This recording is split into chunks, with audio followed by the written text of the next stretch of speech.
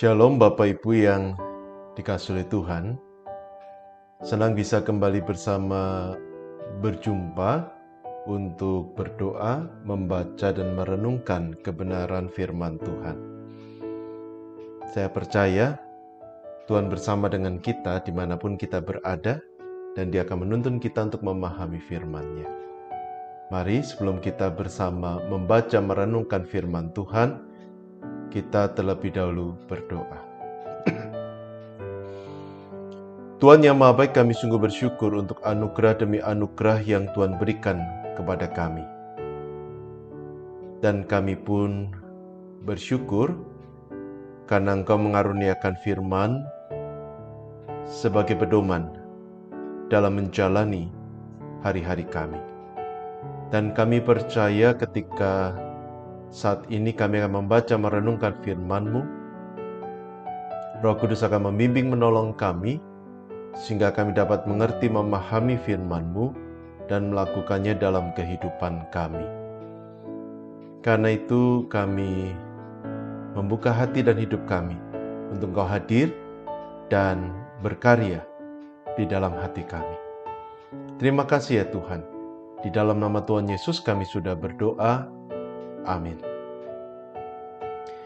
Bapak Ibu, saya mengajak kita pada saat ini kembali belajar dari kehidupan Rut, khususnya bersama dengan Naomi, dengan merenungkan kitab Rut pasal yang pertama.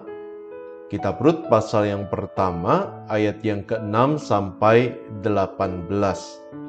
Rut 1 ayat yang ke-6 sampai 18 tertulis demikian.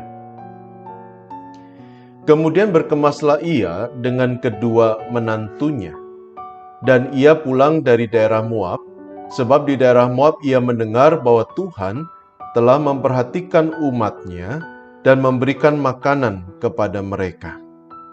Maka berangkatlah ia dari tempat tinggalnya itu bersama-sama dengan kedua menantunya.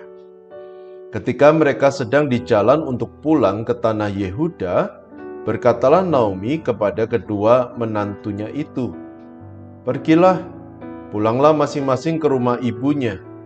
Tuhan kiranya menunjukkan kasih-Nya kepadamu, seperti yang kamu tunjukkan kepada orang-orang yang telah mati itu dan kepadaku. Kiranya atas karunia Tuhan, kamu mendapat tempat perlindungan, masing-masing di rumah suaminya." Lalu diciumnyalah mereka, tetapi mereka menangis dengan suara keras dan berkata kepadanya, "Tidak, kami ikut dengan engkau pulang kepada bangsamu." Tetapi Naomi berkata, "Pulanglah anak-anakku, mengapakah kamu turut dengan aku? Bukankah tidak akan ada lagi anak laki-laki yang kulahirkan untuk dijadikan suamimu nanti? Pulanglah anak-anakku, pergilah sebab sudah terlalu tua aku untuk bersuami. Seandainya pikirku ada harapan bagiku dan sekalipun malam ini aku bersuami, bahkan sekalipun aku masih melahirkan anak laki-laki, masakan kamu menanti sampai mereka dewasa? Masakan karena itu kamu harus menahan diri dan tidak bersuami? Janganlah kiranya demikian anak-anakku. Bukankah jauh lebih pahit yang aku alami daripada kamu? Sebab tangan Tuhan teracung terhadap aku." Menangis pula mereka dengan suara keras. Lalu Orpa mencium mertuanya itu minta diri, tetapi Rut tetap berpaut padanya. Berkatalah Naomi, "Telah pulang iparmu kepada bangsanya dan kepada para allahnya. Pulanglah mengikuti iparmu itu." Tetapi kata Rut, "Janganlah desak aku meninggalkan engkau dan pulang dengan tidak mengikuti engkau. Sebab kemana engkau pergi, ke situ jugalah aku pergi. Dan di mana engkau bermalam, di situ jugalah aku bermalam. Bangsamulah bangsaku, dan Allahmulah Allahku. Di mana engkau mati, aku pun mati di sana, dan di sanalah aku dikuburkan.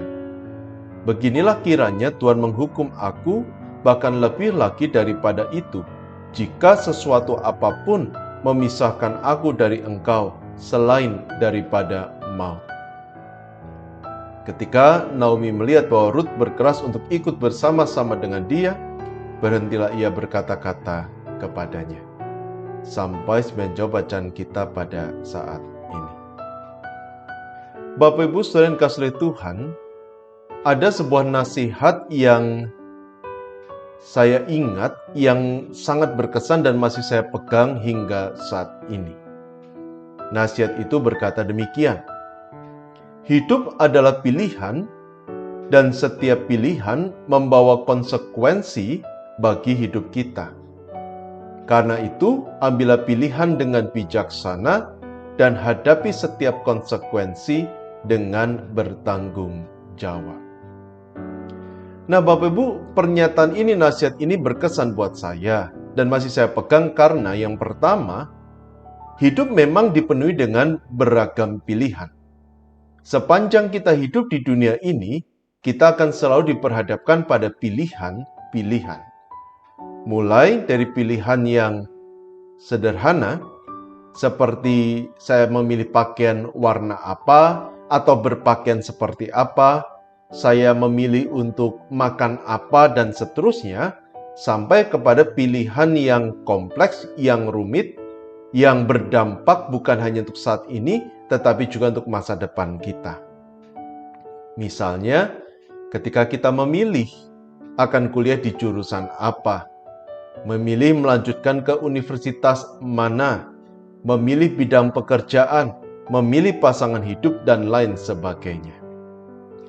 Nah, saudara, setiap pilihan, disadari atau tidak, akan mempengaruhi hidup kita.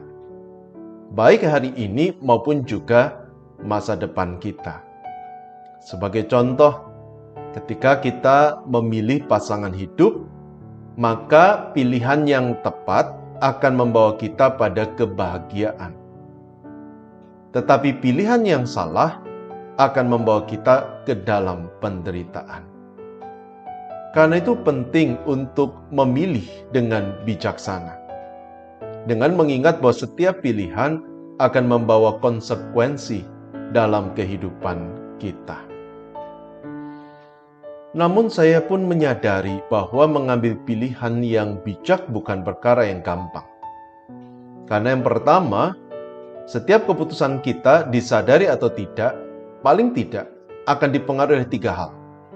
Yakni akal budi kita, perasaan kita, dan lingkungan sosial kita. Artinya, ketika kita memilih, kita pasti sudah menimbang dengan logika akal budi kita. Tidak jarang pilihan kita pun dipengaruhi oleh perasaan kita, dan juga dipengaruhi oleh lingkungan sosial kita.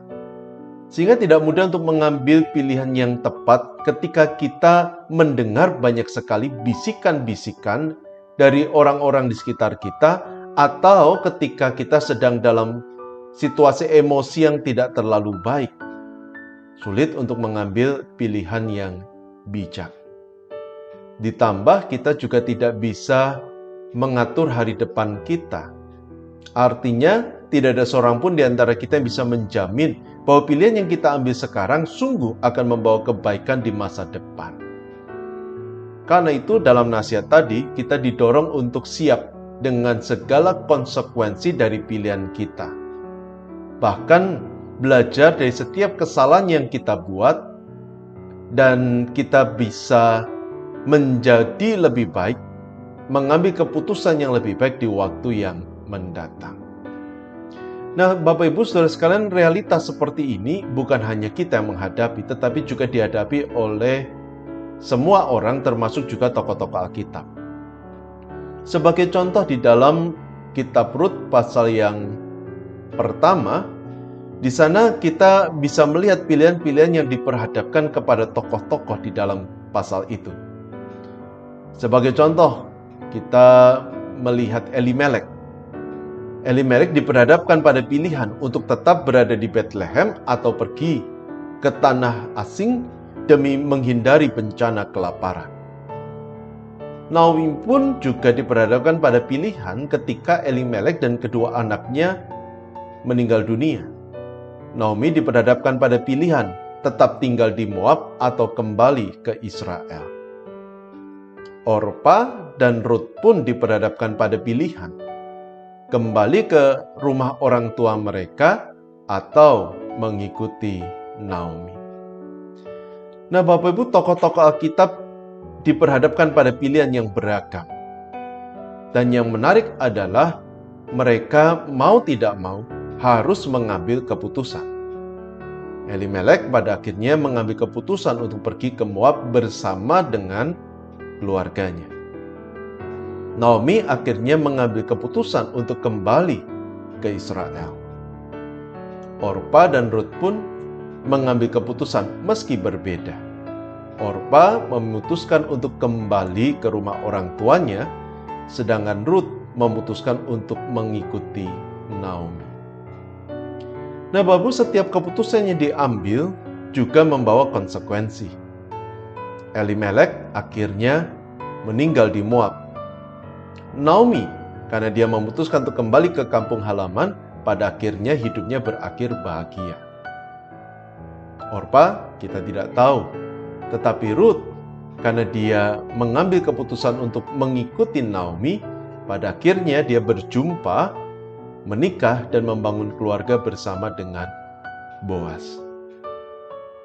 Bapak Ibu, ada konsekuensi yang negatif, tetapi juga konsekuensi yang positif. Ada saatnya kita harus menghadapi konsekuensi yang negatif itu atas setiap keputusan kita, tetapi juga banyak kali kita juga akhirnya memetik manfaat atau hal yang baik dari keputusan yang kita ambil. Nah, Bapak, tentunya setiap kita ingin bisa mengambil keputusan yang baik, sehingga pada akhirnya kita bisa memetik buah dari keputusan yang baik itu. Namun, kita harus menyadari bahwa akal budi, perasaan kita, maupun juga orang sekitar kita adalah orang-orang yang terbatas. Akal budi kita terbatas, emosi kita terbatas. Tidak jarang bisikan-bisikan yang kita tangkap tampaknya benar, tampaknya logis, tampaknya masuk akal, tetapi justru membawa pada hal yang tidak baik. Demikian pula seperti yang saya katakan tadi, kita tidak tahu hari depan kita. Kadangkala Bapak Ibu, kita mengambil pilihan yang menurut kita logis, masuk akal, tetapi justru pilihan itu membawa pada hal yang tidak baik. Contoh, Elimelek. Dia mengambil keputusan yang logis, pergi ke Moab karena bencana kelaparan yang dahsyat. Naomi pun juga mengambil keputusan yang logis, pulang ke kampung halaman ketika mendengar kabar bahwa Israel sudah dipulihkan. Rut pun juga mengambil pilihan yang logis pada waktu itu untuk mengikuti Naomi.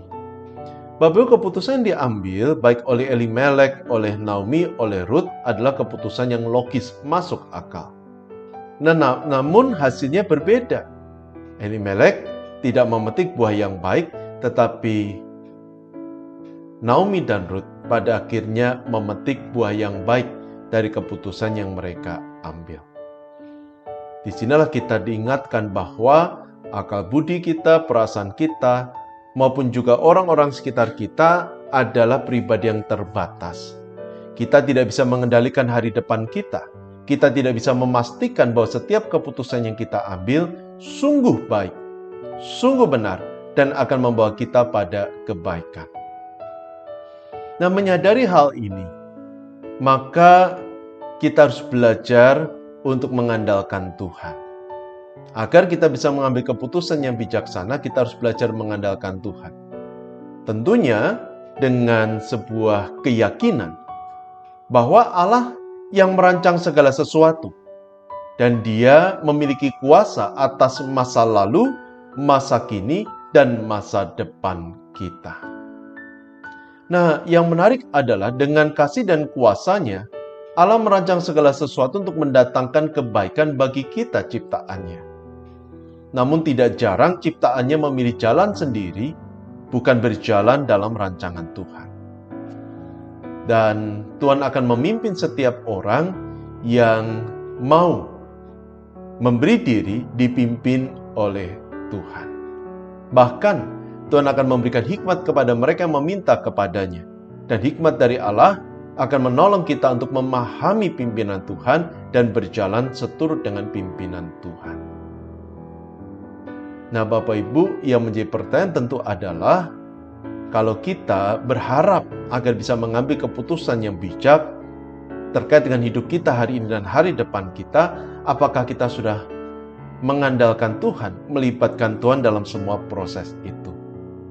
Surat Yakobus mengingatkan kita bahwa hidup kita seperti uap, kita itu rapuh, kita lemah.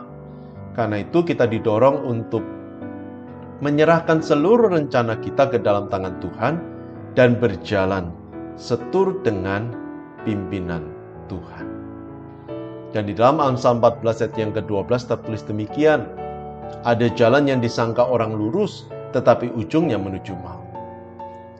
Bapak Ibu, ayat ini mengingatkan kita bahwa kita terbatas, kita lemah, jangan mengandalkan kekuatan kita sendiri. Tapi apapun rancangan kita, impian harapan kita, apapun pilihan-pilihan yang diperhadapkan di hadapan kita, senantiasa libatkan Tuhan, berjalan bersama dengan Tuhan, dengan sebuah keyakinan yang terbaik Tuhan akan berikan kepada kita. Pimpinan Tuhan tidak pernah salah. Tuhan akan memimpin kita pada kebaikan yang telah Dia persiapkan bagi kita. Amin. Mari kita bersama berdoa. Tuhan yang Maha Baik, terima kasih kesempatan kami boleh merenungkan firman Tuhan bersama. Dan bila apa yang telah kami renungkan mengingatkan kami untuk selalu berjalan dalam pimpinan Tuhan, berjalan bersama dengan Tuhan, berjalan dengan hikmat dari Tuhan. Tolonglah kami ya Tuhan, dalam segala keterbatasan kami. Ketika kami berhadapan dengan pilihan-pilihan yang sulit, mampukan kami untuk mengambil pilihan yang terbaik seturut dengan kehendak Tuhan, karena kami tahu pimpinan Tuhan tidak pernah salah. Hamba-Mu percaya Tuhan akan menolong setiap kami. Berkati juga ya Tuhan untuk kehidupan kami masing-masing, pekerjaan kami, studi kami, Allah yang berkati, keluarga kami pun kami percaya Tuhan akan memberikan damai dan sukacita senantiasa. Berkatilah juga untuk hari depan kami. Kami tidak tahu apa yang kami akan hadapi depan, tapi kami percaya selama Tuhan berjalan bersama dengan kami dan kami berjalan seturut dengan pimpinan Tuhan, maka kami akan dapat melalui semuanya dengan berkat anugerah dari Tuhan. Berkati juga ya Tuhan untuk gereja-Mu, GKI Kutisari Indah, Allah yang berkasih karunia menolong gereja-Mu. Secara khusus kami mendukung bersama untuk para pengurus Badan Pelayanan Jemaat yang sedang menggumuli rancangan Tuhan dan menyusun program untuk kehidupan pelayanan di GKI Kutisari Indah. Kami percaya Tuhan akan menolong, memberikan hikmat bijaksana, sehingga mereka boleh memahami kehendak Tuhan dan mengambil keputusan yang terbaik seturut dengan kehendak Tuhan. Berkati masa depan gereja ini ya Bapa. Berkati juga untuk bangsa negara kami, Allah yang berkasih karunia menolong bangsa ini. Terima kasih ya Tuhan, kami percaya Engkau telah mendengar setiap doa kami, yang terbaik Tuhan akan berikan. Karena itu setiap doa permohonan ini kami panjatkan hanya di dalam nama Tuhan Yesus, dan kami mohon Tuhan berkenan mengulurkan tangan dan memberikan berkat. Bapa Ibu kasih Tuhan, Allah yang Maha Pemurah, Dia akan senantiasa menuntun kehidupanmu. Dia akan menjadi kekuatan dalam hidupmu. Dia akan memberikan berkat-Nya dimanapun engkau berada. Dia akan menguatkan hidupmu dari sekarang sampai selama-lamanya. Amin. Tetap sehat, tetap semangat. Tuhan memberkati Bapak Ibu.